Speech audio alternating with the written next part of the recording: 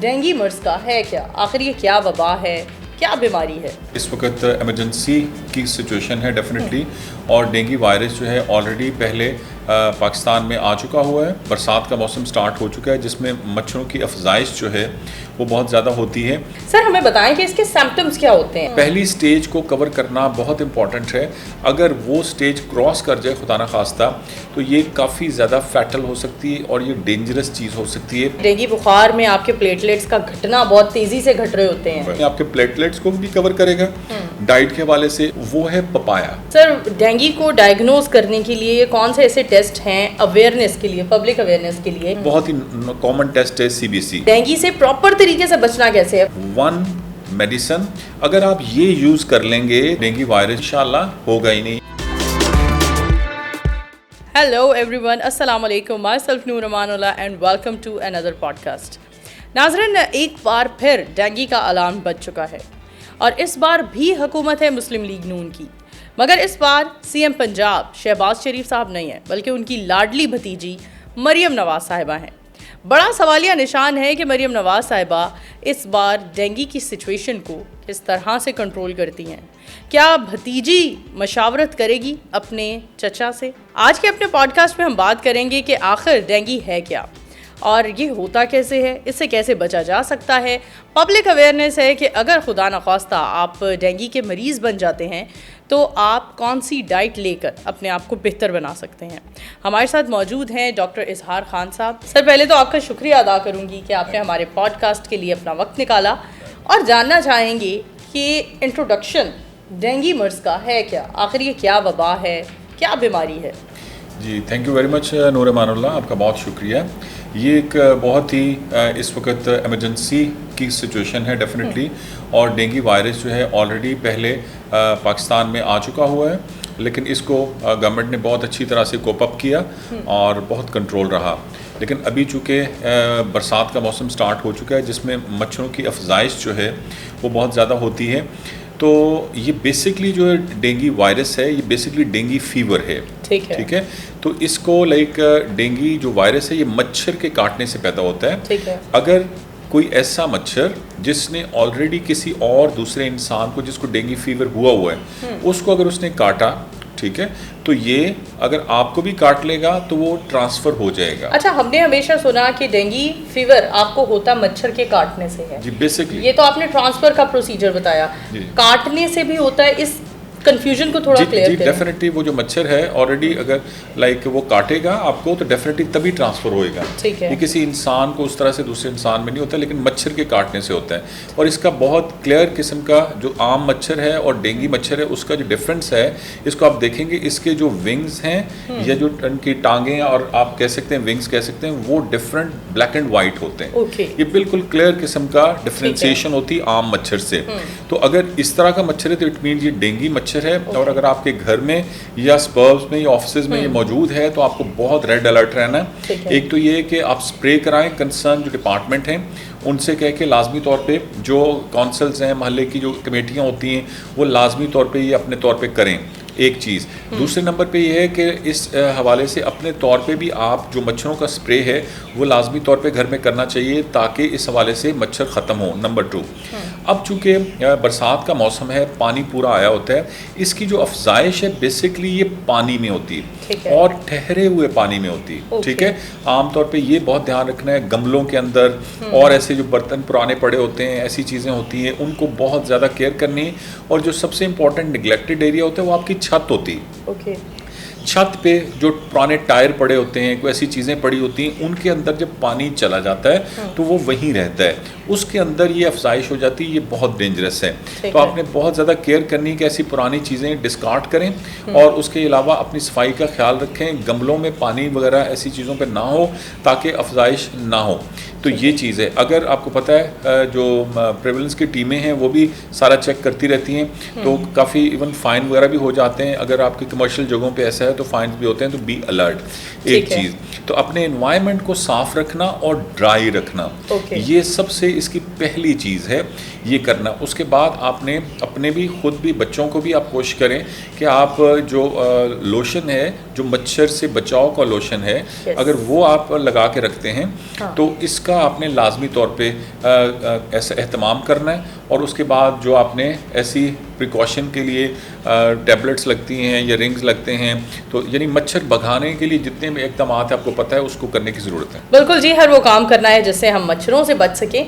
Sir हमें बताएं कि इसके सिम्टम्स क्या होते हैं? अक्सर बुखार होता है, हम नहीं जज कर पाते हैं कि डेंगू बुखार है या कोई सादा मौसमी बुखार है। बिल्कुल ठीक, ये बड़ा इंपॉर्टेंट है। इसकी डिफरेंट स्टेजेस पे हम थोड़ा बात करते हैं कि ताकि आम लोगों को अंदाज़ा हो सके। सबसे पहले तो इसमें टेम्परेचर होता है, और टेम्परेचर जो होता है इसमें मतली और वॉमिटिंग भी हो सकती है। थोड़ा आपका दिल भी ख़राब होगा, आपकी वॉमिटिंग वगैरह हो सकती है, ये एक सिम्टम हो सकता है। टेम्परेचर में जिस्म जो है दर्द करता है, और इसमें ख़ास तौर पे जो जॉइंट्स हैं आपके जिस्म के, ये बहुत स्वेयर दर्द करने लग जाते हैं। जॉइंट्स में बड़ी पेन होती है, ये बहुत इंपॉर्टेंट है।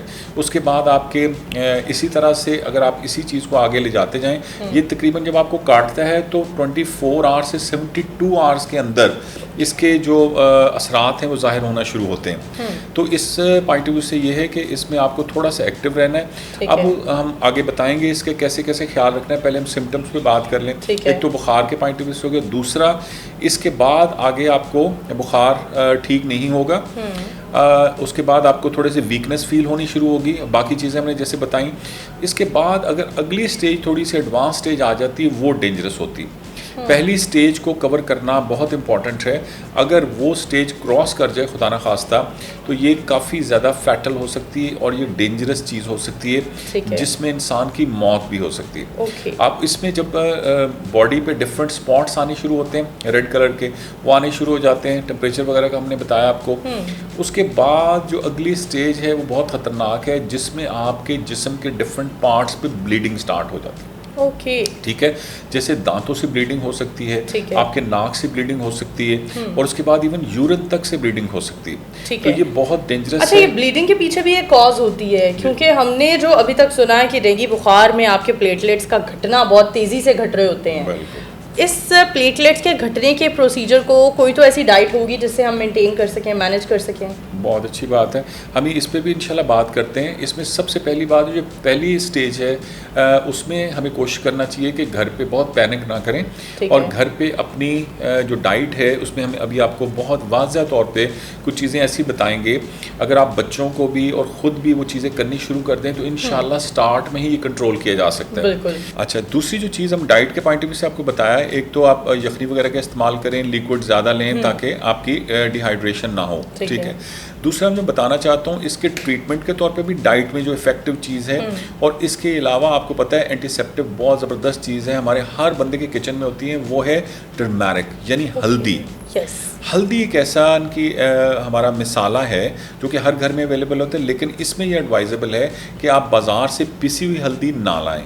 ठीक है, आप जो स्टिक्स हैं उसको आप मिल्क में, टर्मरिक मिल्क जिसको यूरोप में गोल्डन मिल्क कहा जाता है, तो अगर आप उसको हल्दी को आप दूध में उबाल के उसकी चाय बनाएंगे, जिसमें आप इलायची और दालचीनी और सौंफ वगैरह डाल सकते हैं एडिटिवली, लेकिन मेन इंग्रेडिएंट उसका टर्मरिक है, गोल्डन मिल्क। ठीक है, तो गोल्डन मिल्क वैसे भी मैं जनरली हम सजेस्ट करते हैं कि आप लोग कम से कम दिन में एक दफ़ा ज़रूर लें। नॉर्मल हालात में आपकी बॉडी की जितनी अंदर इन्फेक्शंस हैं वो ख़त्म होती हैं।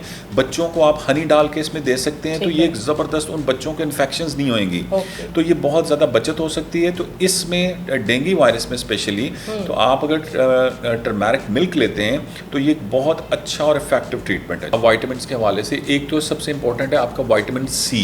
विटामिन सी आपने ज़रूर लेना है। ये आपको नेचुरल उसमें जो है वो सबसे इम्पोर्टेंट है लेमन। लेमन में विटामिन सी बहुत ज़्यादा है। उसके बाद इनकी किन्नू माल्टा वगैरह हो सकता है, लेकिन वो सीज़न नहीं है, लेकिन आप विटामिन सी भी ले सकते हैं नेचुरल फॉर्म में, और इनकी एक लेमन।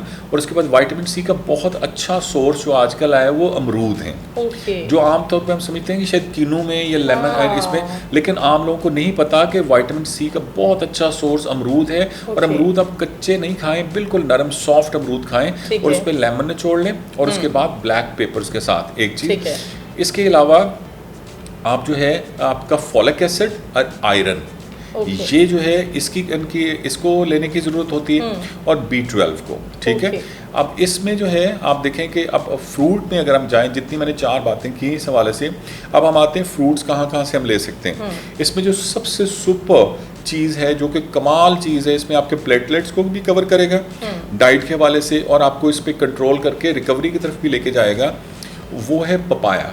ओके, ठीक है, जो पपाया है इसको आप खा भी सकते हैं, लेकिन इसके जो असल गेम है वो इसके पत्ते हैं, पपाया लीव्स। जी जी, जो पपाया लीव्स हैं वो इस इशू में एक मैजिक का रोल करते हैं। ठीक है, पपाया जो लीव्स हैं, जो पत्ते हैं फ्रेश, उनको आप ग्राइंड करके ठीक है पी भी सकते हैं, और उसके बाद आप उनको कच्चा चबा भी सकते हैं। ठीक है, वो बहुत ज़बरदस्त, पपाया भी खा सकते हैं डेफिनेटली। तो ये एक बहुत इम्पॉर्टेंट चीज़ है जिसके हवाले से आप इसको ले सकते। दूसरा आपको कोकोनट वाटर, जो कोकोनट वाटर है ये भी बहुत ही ज़बरदस्त चीज़ है जिसको आप जनरली यूज़ कर सकते हैं। ठीक है जी, और जो तीसरी मैं आपको चीज़ बताना चाहूँगा वो है डिहाइड्रेट नहीं होने देना। ठीक है, ये बहुत ही डेंजरस किस्म की बात है। अगर आपके जिस्म में पानी की कमी हुई, क्योंकि डायरिया वगैरह भी हो सकता है, कुछ आपके पानी की कमी भी हो सकती है, तो आपने अपने जिस्म में पानी की कमी नहीं होती, कम से कम 4 लीटर पानी एवरेज जो आप लाजमी लें, जिसमें आप लेमन वगैरह डेफिनेटली डाल सकते हैं। ठीक है, तो पानी सिप करके पिए, और पानी की कमी नहीं होने देनी, पानी की कमी नहीं होने देनी।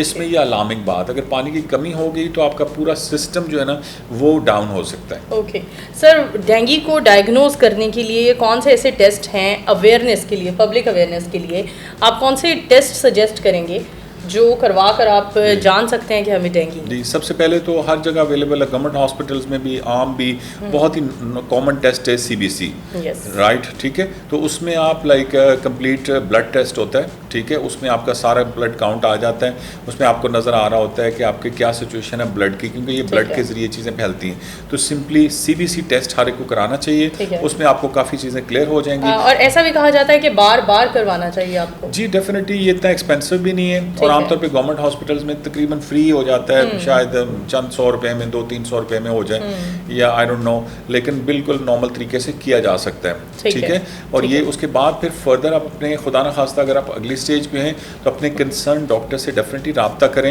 एमरजेंसी की सूरत में अगर जैसे हमने सिम्टम्स बताए, अगर ब्लीडिंग हो रही है या इस तरह की सूरत हाल है, फिर आप घर पे ट्रीट बिल्कुल ना करें, और आप डेफिनेटली हॉस्पिटल, अपने मुतल्लिका हॉस्पिटल और डॉक्टर से रब्ता करें और उनके सुपरविजन रहें, और इसको रिस्क कतन ना लें कि आप ऐसे ही अपने की चीज़ें करते रहें। ये जितनी हमने चीज़ें बताई हैं ये आपने अपनी डाइट वगैरह को तो हर तरह से ले सकते हैं, लेकिन अगर एडवांस स्टेज पे चले गए फिर कतन आप घर पे ना रहें, आपने लाजमी तौर पे अपने हॉस्पिटल में डॉक्टर से कंसल्ट करना है, ये बहुत ज़्यादा ज़रूरी है। डॉक्टर साहब, अब डेंगू की तो वबा फैल चुकी है और ये बरसात का महीना है, और खुदा ना ख्वास्ता दिन ब दिन मरीजों की तादाद में भी इजाफा होता चला जाएगा, तो ऐसा कोई आप हमें रास्ता दिखा सकते हैं जिससे हम ये अपनी ऑडियंस को बता सकें कि डेंगू से प्रॉपर तरीके से बचना कैसे है? कोई ऐसा काम जिसको हम कर लें और डेंगू हो ही ना। राइट, ये बहुत अहम मैं आपको टिप देने लगा हूँ, नोट कर लें आप लोग। और हम चाहते हैं अगर ये मैसेज आपके प्लेटफॉर्म से पूरे पाकिस्तान के लोगों को पहुंच सकता है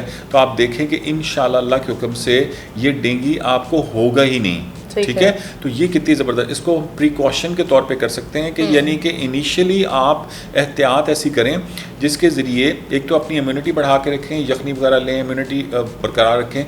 लेकिन मैं आपको एक होम्योपैथी मेडिसिन बताने लगा हूँ। Homeopathy is very very effective method of treatment by the grace of God पूरी दुनिया में, और WHO के वर्ल्ड हेल्थ ऑर्गेनाइजेशन का second largest method of treatment है। और इसकी जो भी मेडिसिन होती है वो डेफिनेटली वो साइड इफ़ेक्ट फ्री है, इसका कोई साइड इफ़ेक्ट नहीं होगा। और इसमें आप एक में जो प्रिकॉशन की मेडिसिन है वो मैं बताने से पहले एक और हमारी मेडिसिन है, उसमें वो पपाया से बनाई जाती है, उसका मदर टिंक्चर है। ठीक है, कैरिका पपाया, ये बेसिकली इसका मदर टिंक्चर जो है ये मैं प्रिकॉशन के लिए नहीं बता रहा, लेकिन जब आपने ट्रीटमेंट लेना हो तो पपाया की जगह पे ये इसका एक्सट्रैक्ट है, यानी मदर टिंक्चर। ठीक है, उसको भी यूज़ कर सकते हैं जहाँ पे पपाया नहीं मिले। अच्छा, अब मैं आपको बताने लगा हूँ वन मेडिसिन जो कि आप कहीं भी पाकिस्तान में आप ख़रीद सकते हैं, और किसी बेहतर कंपनी की। अगर आप ये यूज़ कर लेंगे तो इंशाल्लाह, ठीक है, कम से कम आप 3 दिन या 1 हफ़्ता आप 3 टाइम लेंगे। ठीक है, उसमें 5 से 7 ड्रॉप। ठीक है, और बड़ों को आप 10 ड्रॉप दे सकते हैं, बच्चों को 5 ड्रॉप दे सकते हैं, थोड़े से पानी में। ठीक है, ज़्यादा ठंडा पानी ना हो, नॉर्मल पानी हो, उसमें आपने ड्रॉप्स डालने, और आप ये खाली पेट या नॉर्मल पेट हो तो उसको पी सकते हैं। इस मेडिसिन का नाम है यूपिटोरियम। Okay. यूपिटोरियम पर्फ, Okay. यूपिटोरियम पर्फ 30 में और बड़ों के लिए 200 में। तो Okay. ये आप ले सकते हैं। इंशाल्लाह आप सब लोग ये लेना शुरू कर दें, और ये लेंगे तो एक हफ़्ता लेंगे या 3 दिन भी लेंगे इंशाल्लाह, तो अल्लाह के हुक्म से जितने भी हम पेशेंट्स को पहले भी हम देते रहे उनको ये डेंगू होता ही नहीं। Okay. तो आपकी इम्यूनिटी जो है वो बहुत बेहतर हो जाती है, और ये इंशाल्लाह होगा ही नहीं। ये इस मैसेज को आप जहाँ तक फैलाना चाहें तो फैला सकते हैं। बहुत शुक्रिया, thank you so much sir, आपने बेहतरीन तरीके से एलैबोरेट किया, और यकीनन हमारे देखने वालों के लिए एक अवेयरनेस होगी कि डेंगू से किस तरह से बचा जा सकता है, डेंगू से बचने के लिए आप क्या प्रिकॉशंस ले सकते हैं, और अगर खुदा न खास्ता डेंगू हो जाता है तो आपको क्या डाइट लेनी है। इसी के साथ अपनी होस्ट नूर अमानुल्लाह को दीजिए इजाज़त। दोबारा हाजिर होते हैं एक नए पॉडकास्ट में, तब तक के लिए अल्लाह हाफ़िज़।